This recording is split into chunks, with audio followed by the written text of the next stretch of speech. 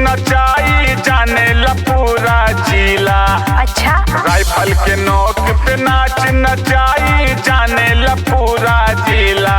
गोंडा जिला के हाई दबंगी ये गोरी गाड़ी के छोड़ब गीला। गोंडा जिला के हाई दबंगी ये गोरी गाड़ी के छोड़ब गीला।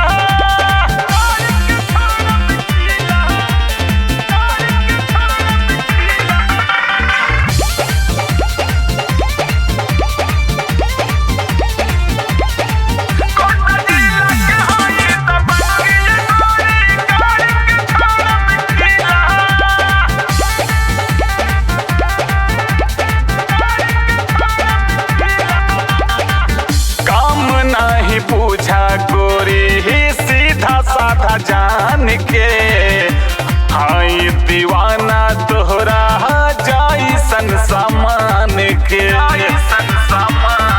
सुना लगातार तू दिखे में गुंडा हो लकेले ही तोहरा से पंगा हो। अब ही नहीं जाने लू तू हम करिल कैसन लीला। अच्छा, अब ही नहीं जाने लू तू हम करिल कैसन लीला।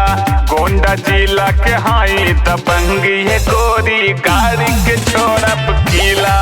गोंडा जिला के हाई दबंगी है गोरी गाड़ी के छोड़ब गीला। गोंडा जिला के हाई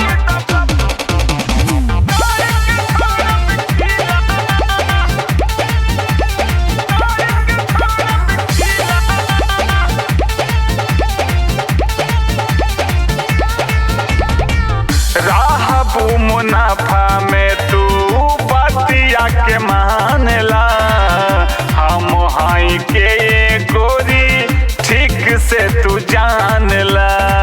ठीक से तू ढेर मत बोला, नहीं हमरा से मजा तू पैदा हो। कितना रुपया के गड्ढे दिखैबा हो।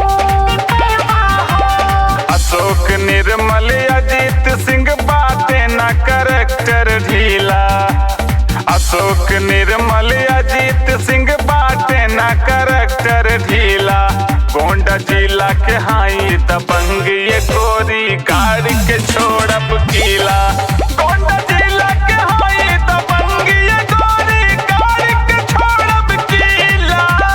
अरे बजो ऐसे है बाबू रंग बाजी, बंद होई नाच सुन के हो नहीं नाची, हो नहीं नाची। राइफल के नोक पे नाच नचाई जाने ला पूरा जिला।